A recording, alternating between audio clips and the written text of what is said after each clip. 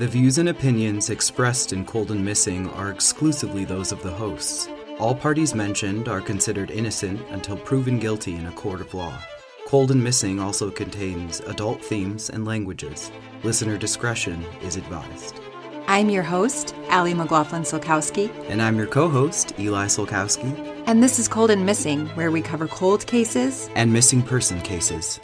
Hello, everyone, and welcome back to Cold and Missing. I'm your host, Allie, and it will just be me coming to you this week. Eli is feeling under the weather and a little sick at the moment, so he is taking the time to rest, which I always encourage for him because I love him and he's my husband. So he's resting, but I'm here recording the podcast.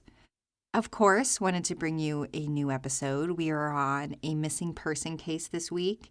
And this case is a little bit different than cases we usually cover. And I think that will kind of be made clear. But we'll talk about it more at the end as we usually do. But yeah, we are on episode 118. Today, we are talking about the missing person case of James Anthony Amp Reynolds. And this takes place in May of 1999 in Opp, Alabama. But first, a little bit about James Anthony Reynolds. James is 28 years old in 1999. He is known by family and friends as Amp, a nickname given to him as a child by an uncle. At this point in 1999, he lives in Webb, Alabama. He is very close with his family. He lives with them, and his parents say that he is in constant communication with them. And now, a timeline of events. Friday, May 7th, 1999. It's unclear if there were plans ahead of time to hang out or if plans developed naturally. But here is what we know. 6 friends ultimately get together for a night out. Tamara Monique Ward, who is 25 years old, Angela Roberts Young, who is 26, Eula Josette Lee, who is 27, Lamar Stackhouse, who is 26 years old, and then Valerie Joins McCoy, who is 26. And then, of course, Amp Reynolds. The night starts out with Tamara, Angela, Eula, and Valerie getting together at Eula's apartment that evening.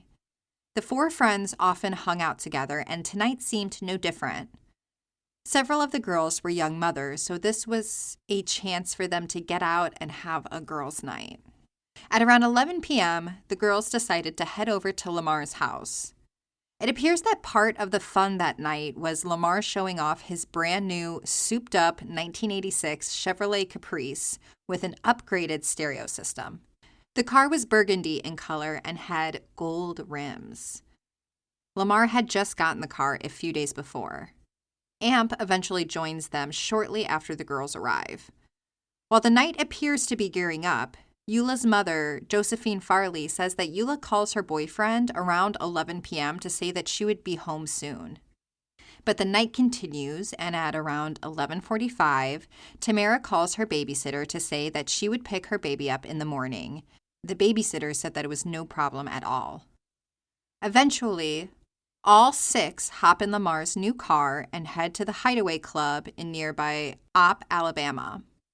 The group arrives at the club just shortly after 1 a.m. on what is now Saturday, May 8th.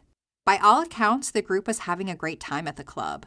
Witnesses reported that they were drinking, laughing, and dancing the night away. The Hideaway Club closes around 3 a.m. The security guard at the club, who goes by the name Mr., starts moving people towards the door as 3 a.m. creeps closer.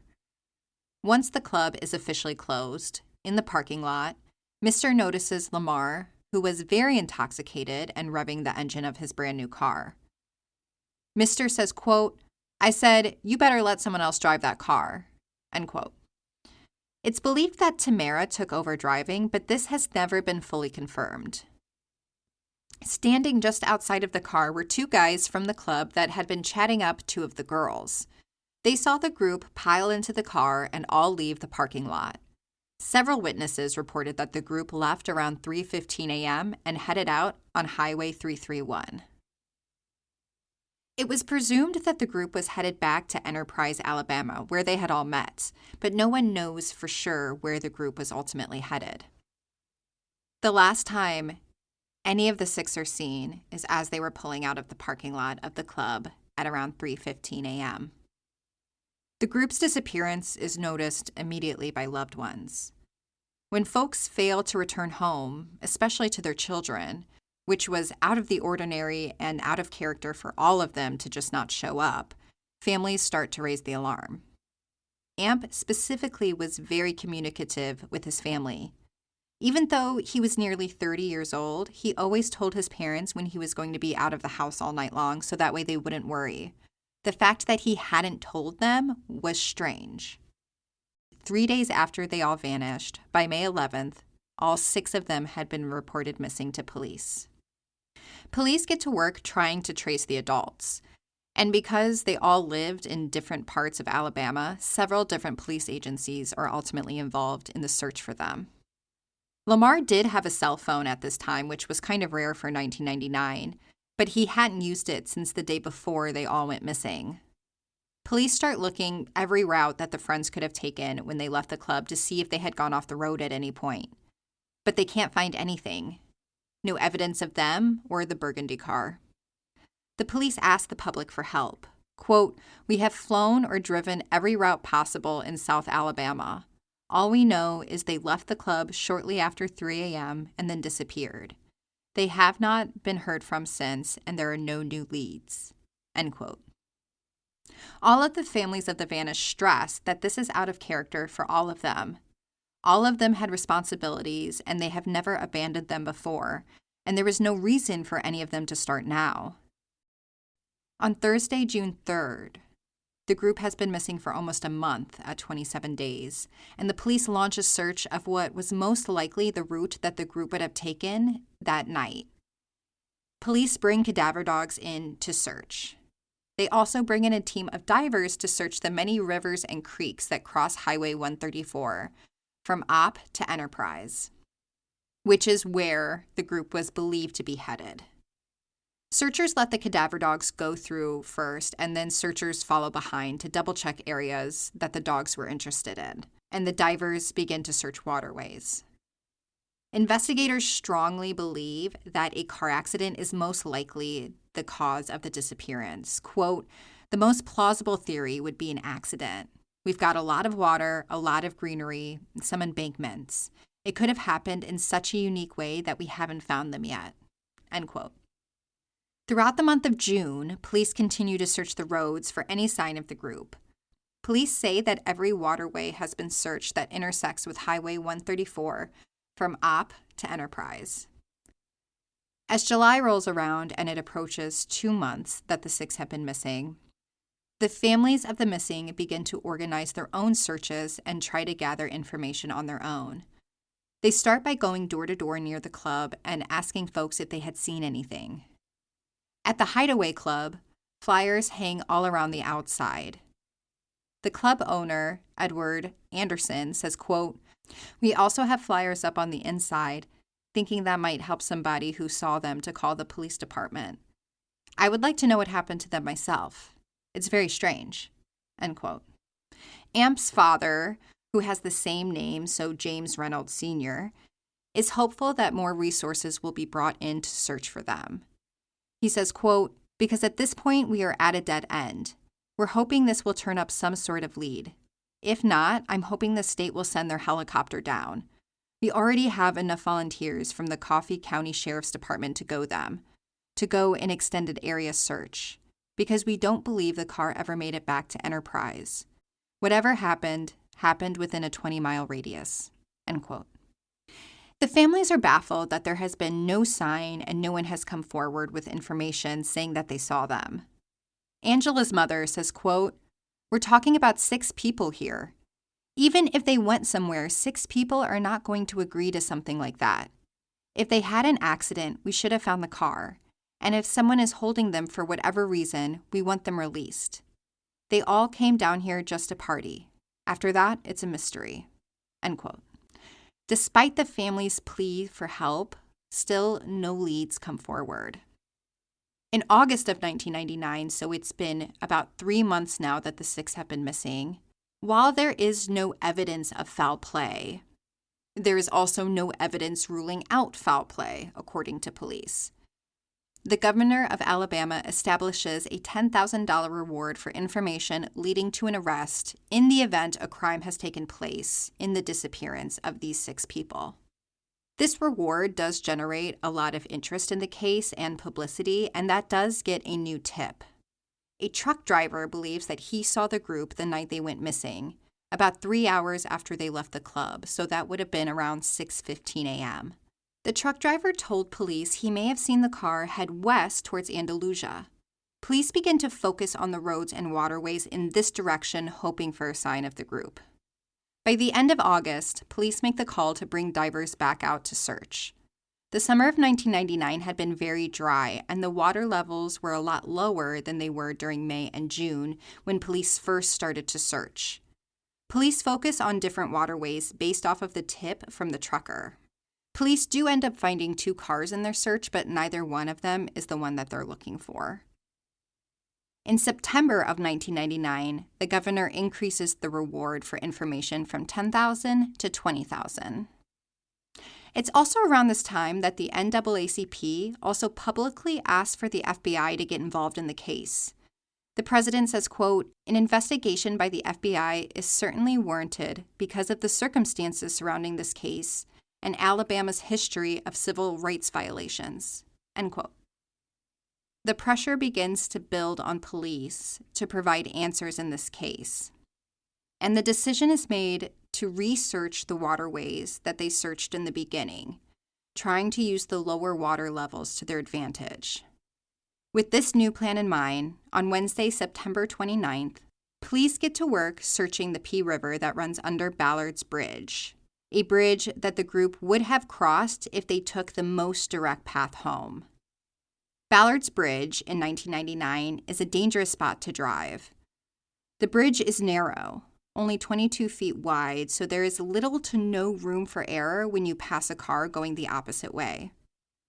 For reference, the code in 1999 said that any new bridge built would have had to have been at least 40 feet, so almost double the size of the bridge. Police begin to search the Pea River. The water is only 9 feet deep at this point. Earlier in the summer, it would have been around 17 to 18 feet. Within 20 minutes of searching, police find the car. The car was found at the bottom of the river, upside down, about 50 feet from the bridge. It takes investigators about 3 hours for them to pull the car from the river. When they do, they find the hood of the car was smashed and the roof was dented and caved in toward the front seat. The windshield and 2 windows were missing from the car. It's still very early in the investigation on how the car ended up in the river. Police do not know if the car ran off the highway before plunging into the river, or if the car was driven down a dirt road that leads to the riverbank under the bridge and then driven into the water. Authorities do know for certain that the car did not run off the bridge. There had been no damage to the guardrails on either side of the bridge. Family had started to gather at the bridge to watch investigators as news spread that a car had been found.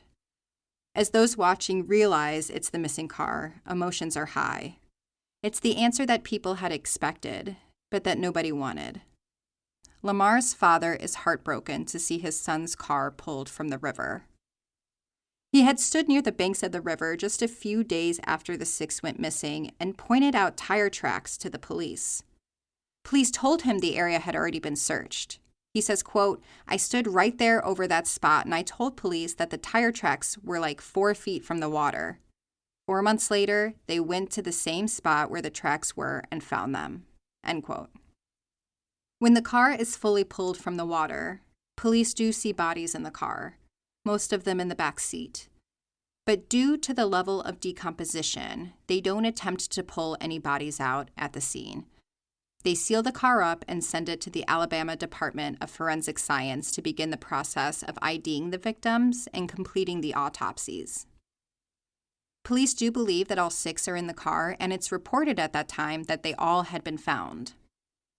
Divers will return to the river several more times to search where the vehicle had been found for additional evidence. They do find additional skeletal remains that are brought up and taken to the lab. In the days following, crowds gather as people watch the divers work and offer theories to how the car could end up there. A friend of the group told a reporter, quote, "The whole town is saying these folks were dead before they got there," end quote.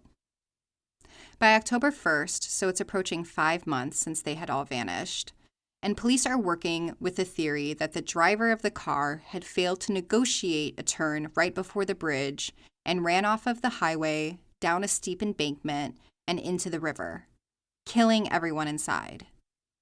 Inside the vehicle, police find a watch that had been stopped at 3:39, approximately 24 minutes after they were last seen leaving the club. Sergeant Walter Bowers says, quote, "Considering the time the victims were last seen in Op, this would have given them approximately 20 minutes to drive from the club to where the crash happened. At this point, everything we have found is consistent with that of a traffic crash. We still have some questions that are unanswered. At this point, we are not sure exactly where the car went off the roadway, but we are believing this is indeed a traffic accident based on what we have gathered at the scene. The investigation has not been completed, and we will piece together what we have to get a complete picture of what happened from the time they left the club up until the crash itself," end quote. Families of Valerie and Eula's loved ones questioned the crash theory. They started looking for the missing group at 4:30 a.m. when they failed to return from the club. Valerie's husband says, quote, "When Valerie wasn't home at the time, I knew something was wrong. We were at that bridge where they found them. We checked the guardrails, looked for tire tracks, and checked to see if there were any broken tree limbs leading to the river. We didn't see anything," end quote. On the evening of Monday, October 25th, almost a month after the car was found, the autopsy and ID process had finished. Investigators have never officially released a cause of death. They do, however, say that there were no gunshot wounds, no stab wounds, and no broken bones on the victims. Investigators call the families in one by one to confirm that they were able to ID their loved ones and release the bodies to them for burial. The last one called in was Amp's father. It's here that they reveal that there was no sign that Amp was in the car. They could not find any evidence of him. The family is shattered. They were in the process of making funeral arrangements, and now all of that was on hold and they were back in limbo. His father says, quote, "If they all left together, they should be together. I just want to know what happened. My son was strong, so maybe he got out, tried to save his friends, and got swept down the river. He was the kind of person who would fight for his friends," end quote. Police send divers back into the river to try to find any sign of Amp or his remains. They're also looking for a tire and a rim that was not on the car but was not recovered from the river either. Nothing is found. As Amp's friends are all laid to rest, the case goes cold. At the 1-year anniversary of the friends missing, so this would be May of 2000, there was still no real answers in the cause of the crash. Families of the other victims say that they got a crash report, but it didn't say anything. It only mentioned that the car was only going about 5 miles per hour when it entered the water.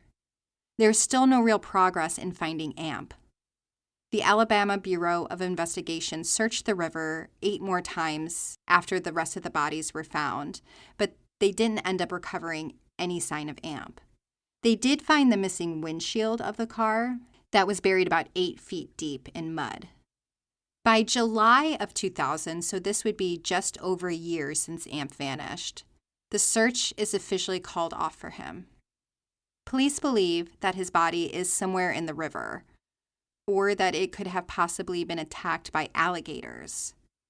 Police also readily admit that they do not know how the crash occurred, and that they may never know. In May of 2001, so 2 years since Amp vanished, and a friend of his family's is a Navy Reserve with a unit that specializes in detecting underwater mines. The friend thought that he and his unit could search the river for a sign of Amp. The ABI agrees to let the unit search the area, and within 10 minutes of being in the water, the team finds a black jacket embedded in the bottom of the river. The team works to bring the jacket up. They say they have a difficult time because the river bottom is hard sand. It would have been easier for items to sink if it was soft sand, they say. The ABI has the jacket sent for testing. However, just looking at it, no one could visually ID it as Amp's, and no one is sure exactly what he was wearing the night he vanished. But to date, there has been no updates about this jacket. But I believe that had they been able to confirm that this jacket belonged to Amp, he wouldn't be listed as a missing person. But that is really all we know about the disappearance of James Anthony Amp Reynolds. So if you know anything about Amp's disappearance in May of 1999 or his whereabouts today, please call Sargent Simon Bentsen at 251-578-1315. So that is the case of James Anthony Amp Reynolds. And this is a case, like I mentioned at the top, that is a little bit different than ones we've covered in the past, and one that I kind of wrestled with if it's one I should cover here, because it does seem like there is an answer to this case, that Amp's body got lost in the river somehow, whether it just got washed away or if there was animal interference, that's ultimately what happened to him. But then there are just some things about his story and the story of the other 5 as well that just left a lot of questions for me. And, ultimately, Amp's family would still like closure and would still like to be able to put him to rest. And I'm sure the rest of the families would also like answers in exactly what happened in this crash. The police have said that they may never know, and it seems like it's not a case that they are actively working or trying to get answers in. But I wonder if, with advances in technology that we have, if this might be something they can look at again and look to see how this crash could have occurred. Why this case just really surprised me in a lot of ways. It was really surprising to hear about 6 missing people vanishing without a trace, that nobody would see anything. But then, when they find the car in the river, I can kind of, rationalize it. Like, okay, it was, 3 a.m. in the morning, a little bit after, country roads, not a lot of people out at that time. So I guess it is possible that a car could go off the road and nobody would see or hear anything. But then just more questions started to kind of creep into my head. Like, what they seem to know about the crash, or what they theorize, I guess, about the crash. I don't understand how the car, for one, ends up flipped on the bottom of the river. Like, police say it was upside down when they found it. So maybe, if the river current is strong enough, it could, flip it as it was sinking. Maybe that's possible. But if the car only entered at 5 miles per hour, that doesn't seem like it's going to, have the oomph, the momentum behind it to kind of flip on its own accord. So I just, how did it get upside down? Was the river that strong? Maybe. But then it sounds like family of the 6 were at that bridge and kind of looked for signs that evening, within hours of what time the crash is theorized based off of the watch that was found, in the car. And they're saying they didn't see any broken limbs. They didn't see tire tracks. They didn't see any signs that a crash had occurred. So that was interesting to me.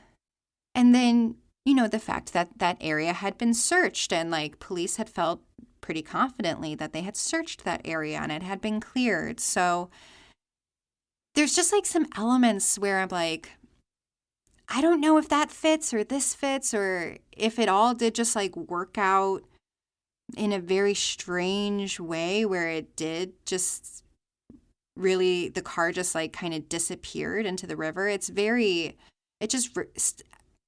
it leaves me with a lot of questions of how this car ended up there. Like, yes, they had been out at the club. Yes, it was late. Like, yes, all of them had been reported to be drinking. I do believe toxology reports were taken, but those results were never released to the public as far as I could find. So we don't know, were they all, over legal limits and drunk, or, was somebody truly sober enough to drive? So, there's a lot of questions in this case, which is ultimately why I decided to bring it to Cold and Missing. I think for missing people, there doesn't always have to be a criminal element in the case. That sometimes folks go missing just because of horrible circumstances, and they deserve to be covered and talked about just as much as, if somebody disappears under suspicious circumstances. So ultimately, I made the decision to bring it to the podcast and to you all. So, I hope that this case can ultimately get answers. Maybe, I don't know if there's any evidence left in this case that could be tested again, with advances in DNA. Maybe now they could find traces of AMP and give his family the answers that they're looking for. It seems strange to me. And also the fact that none of them had broken bones. Like, they kind of specifically mentioned, like, no broken bones. And to me, 5 people dying in a car crash, potentially 6. To me, it seems like broken bones would play an element in the crash at some point. But then again, if they entered the water at 5 miles per hour, would it have been a strong enough impact? And if not, how did they die? Just raises questions. And then it also appears that a lot of rumors circulated quickly in this case, which, when police are unable to provide answers, it leaves a lot of room open for the rumor mill and for people to try to make sense of it on their own and maybe state things as fact that maybe aren't. But just lots of questions in this case, and I really hope we can get answers. For 6 families, that's so many people that's affected, and a lot of them were young parents, so their children had to grow up without them, and that's unfair, and they deserve to know what took their parents away from them. They deserve answers in this case, too, if they want them. So I really hope that maybe somebody can look at this case again with newer technology, smarter technology, and really provide some answers, do like crash reconstruction. Like, I know these things are available, and I don't know much about car crash or like physics, to be frank, but hopefully we can find AMP and bring him home so that way he can be put to rest.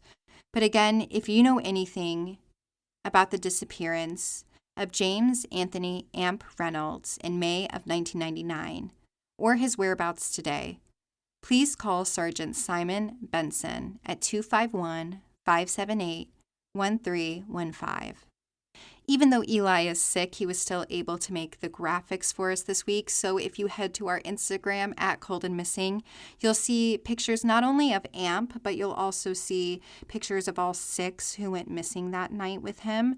And then also a picture of the car being pulled from the river. So all of that will be on our Instagram at Cold and Missing.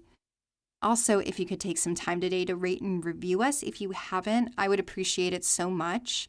Also, just as like a nerdy woo-woo thing, on Apple Podcast, we're like 1 review away from 77 reviews, written reviews. Just general reviews, 77. So if you have Apple Podcasts and you haven't reviewed us yet, if you could, I think it would be so cool just to see 77. It's like an angel number thing, and it's very woo-woo, but you could totally make that happen. So you can rate and review us there. You can do it on Spotify, wherever your podcast player is. And you can also do it on our website at www.coldandmissing.com. We also have our official transcripts on there. So if you or a loved one is hard of hearing, you can follow along with the podcast there. But that is all I have for you. Thank you so much for listening to Cold and Missing. I'm your host, Allie. Have a good week and stay safe, y'all.